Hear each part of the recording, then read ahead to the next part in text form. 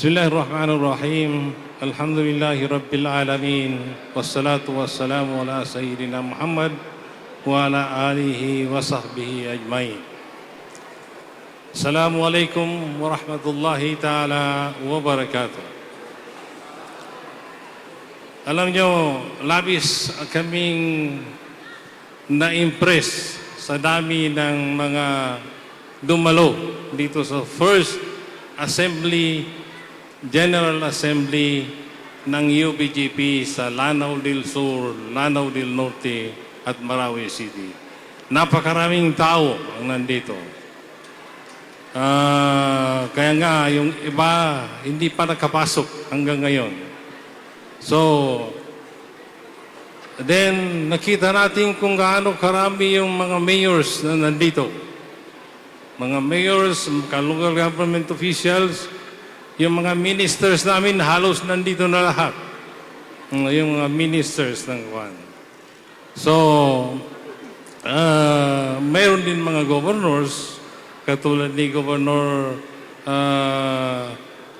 Abdul Rauf Makakwa, nandoon sa Dilsur pero pumunta rito. So, ang tingin ko, dahil dito ay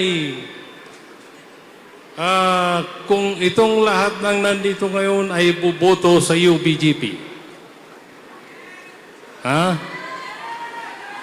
So, inshallah siguro, bubutuhan ninyo yung UBGP at bubutuhan ninyo yung kandidato ng UBGP. Inshallah. So, bubutuhan ninyo. Okay. So, kahit na hindi ko na kayo kumbinsihin dito siguro sa bubuto naman kayo.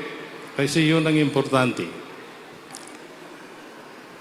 So, sa lahat ng ating mga party leaders, mga membro, kaalyado, at supporters dito sa mga probinsya ng Lanao del Sur, Lanao del Norte, at Marawi City, at iba pang puok, isang taus-pusong pagbati mula sa ating mas lalo pang lumakas na partido, ang United Bangsamoro Justice Party o UBGP, na siyang political party ng Moro Islamic Liberation Front o MILF.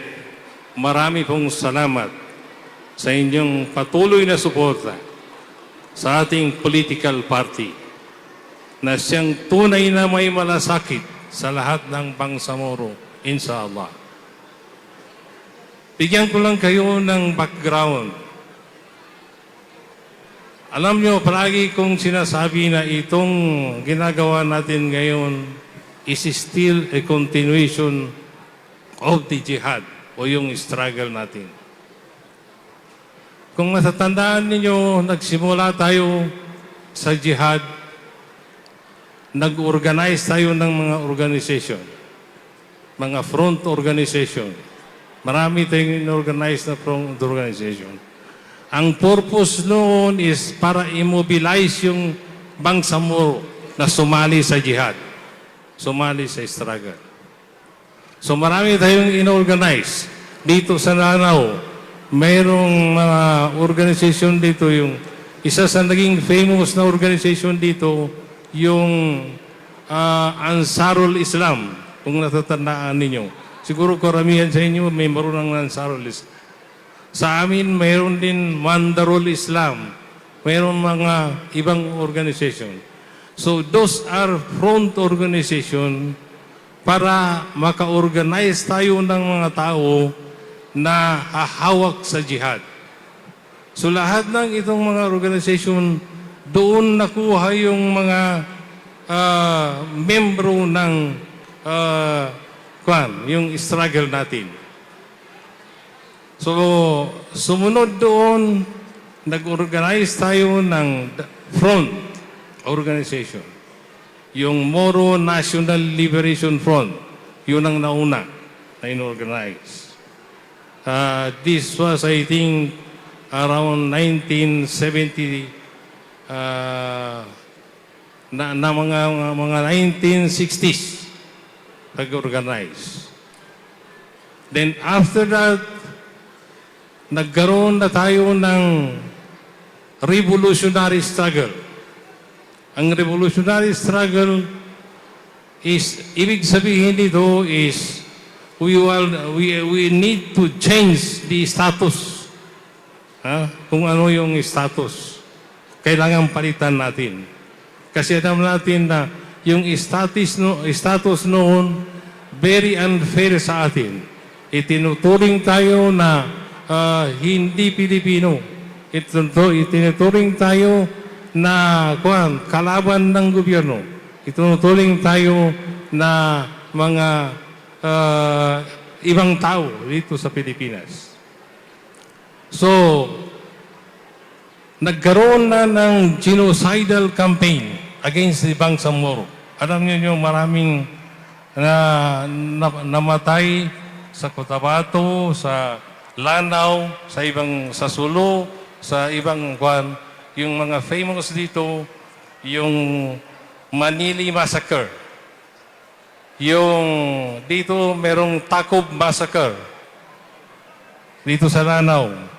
Then yung sa island provinces, yung pinatay na mga trainees, Chavida Massacre. So lahat ng mga massacre na ito ay gumising sa atin na kailangan mag-struggle tayo. Kailangan magkaroon tayo ng So, nagsimula tayong mag-struggle. So, sumunod na nangyari, nag-organize tayo ng armed forces. Kasi yung struggle natin, dumating na sa punto na kailangan lumaban na tayo ng baril. Magbarilan na. So, nag-organize tayo ng armed forces. Sa MNLF, yung Bangsamoro Army ang inorganize nila. Sa MILF, kasi na-organize ang MILF mga 1982. So nag-organize din tayo ng Bangsamoro Islamic Armed Forces. So lumaban tayo ng ilang taon hanggang sa nagkaroon ng martial law in 1972. Then, maraming namatay, maraming kwan. So, at the end of the day, naging successful pa rin tayo na dahil sa tulong ng mga outside supporters natin, ay nagkaroon ng negotiation between the government and the Moro Front. So, nagkaroon tayo ng negotiation. Patandaan nyo itong lahat. So, dahil negotiation, kailangan mag-organize tayo ng panel para mag-negotiate sa gobyerno. So, ilang beses tayo nag-organize ng panel para mag-negotiate sa gobyerno. Then, ilang beses nagkaroon ng signing. Pero, yung mga signing na yun ay hindi pa rin naging sapat. Those were the days where kapakarami ang struggle natin. So ngayon, nag-succeed tayo na magkaroon tayo ng isa sa agreement, yung Comprehensive Agreement on the Bangsamoro, which we just celebrated few days ago. Pati si BBM nag-celebrate doon sa Camp Abubakar. Pumunta siya doon sa Camp Abubakar. Siya mismo nandoon at saka yung mga cabinet niya. So nag-celebrate siya ng signing of the Comprehensive Agreement on the Bangsamoro. So that shows lang na si Presidente is honoring and valuing the Bangsamoro settlement, yung organic law, yung Bangsamoro organic law. So, ngayon, nandito tayo ngayon sa proseso na dahil mayroon na tayong gobyerno, nandiyan na ang Bangsamoro Autonomous Region in Muslim Mindanao. So, naipatakbo natin ng halos 6 na taon na o 5 taon. So, nakita natin na malaking tulong ang nangyari sa atin sa pagpatayo ng Bangsamoro Autonomous Region in Muslim Mindanao. So, the next challenge sa atin ngayon ay paano natin masustain itong BARM, Bangsamoro Autonomous Region in Muslim Mindanao. Paano natin masustain na yung mga nag-struggle pa rin ang makahawak.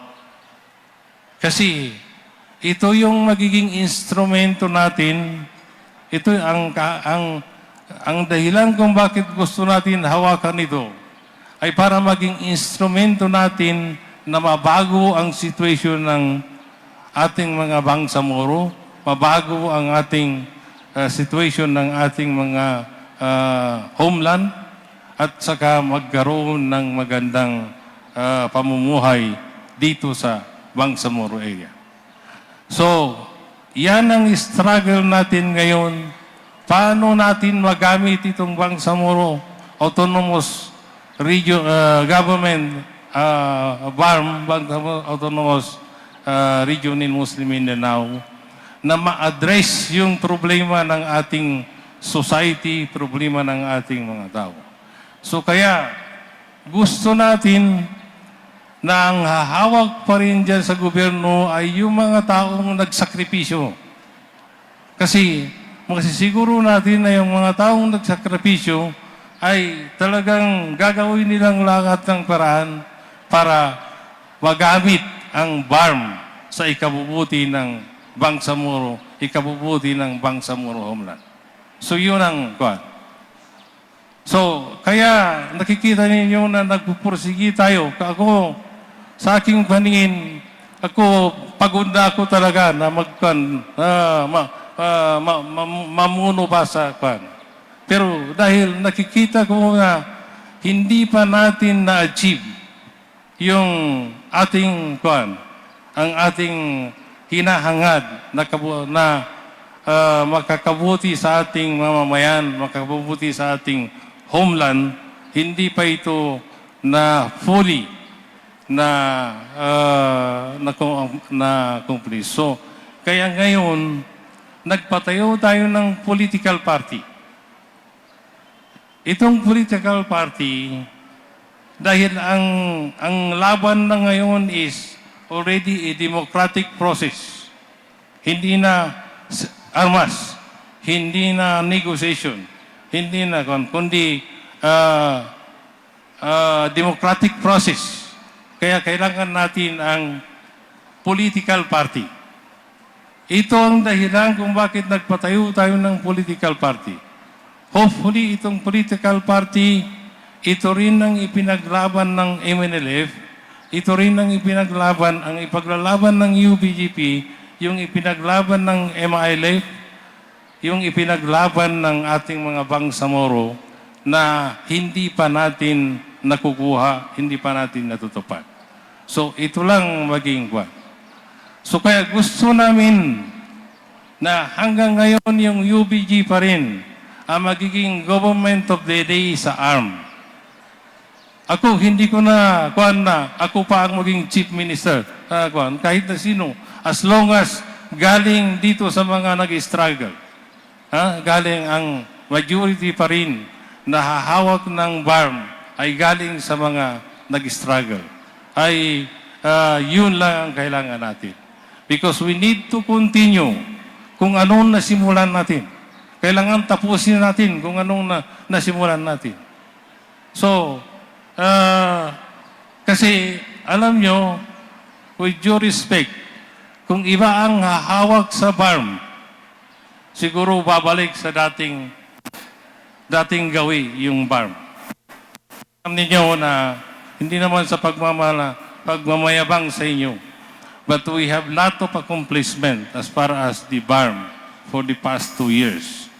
Pati si Presidente was very uh, he is very proud na ang BARM ay malaki ang kwan.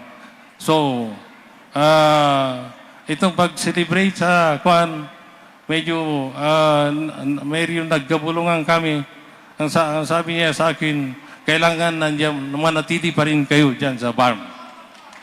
Sabi ko, basta tulungan ninyo kami, sir. We will try our best na manatili pa rin sa BARM.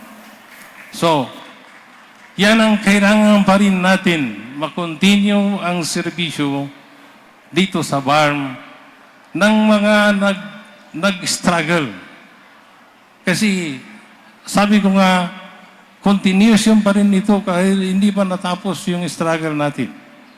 Hanggang hindi natin nakita na ang napagkasunduan is fully implemented. Ang bunga ng pinaghirapan natin ay nandyan, nailatag ng maayos. Hanggang hindi nangyari na yung inaasam-asam natin na magandang buhay, magandang komunidad, ay hindi pa rin kumpleto yung ating struggle. We have to continue our struggle. So, ang struggle naman ay, kung i-translate mo nga sa Arabic is jihad. So, itong atin is, we translated it into jihad fi sabilillah. Jihad fi sabilillah dahil ang ating magiging panununtunan sa pag-struggle ay kung ano ang turo ng Islam. Kaya, jihad fi sabilillah.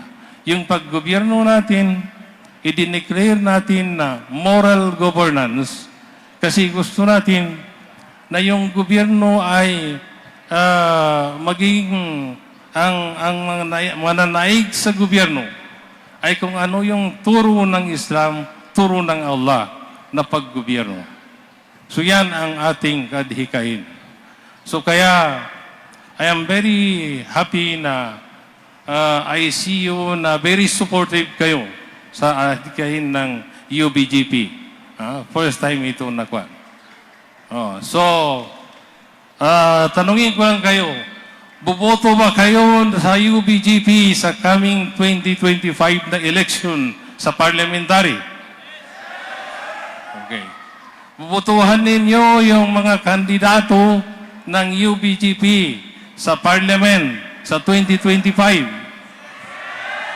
Yan. So siguro makapagpahinga na ang kwan na because ang tingin ko as long as lahat tayo ngayon dito ay bubuto kasi dalawa ang bubutuhan. Yung UBGP as parang party list. Kung ano yung makukuha niya na boto, that will be translated to the number of MP na may appoint ng UBGP. Then, bubutuhan din natin ng UBGP doon sa mga parliamentary district. Merong kakandidato na UBGP.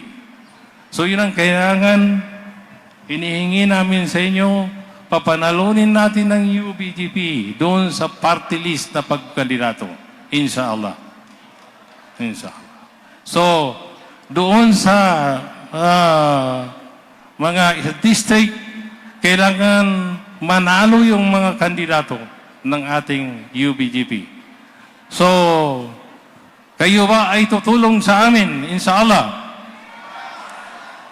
So, iboboto natin ang UBGP sa coming election in 2025.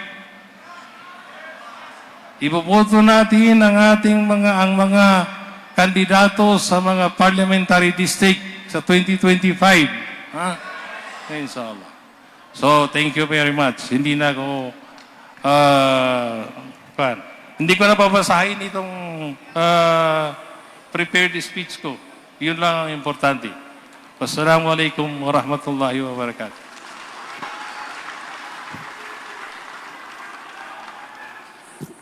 Waalaikumsalam warahmatullahi ta'ala wabarakatuh. Ladies and gentlemen, our leader in Bangsamoro struggle, now leader of Bangsamoro government, the current chief of BARM government and the UBJP president. Ladies and gentlemen, once again, let us all give our hands to Honorable Ahmed Al-Hajj Murad Ibrahim.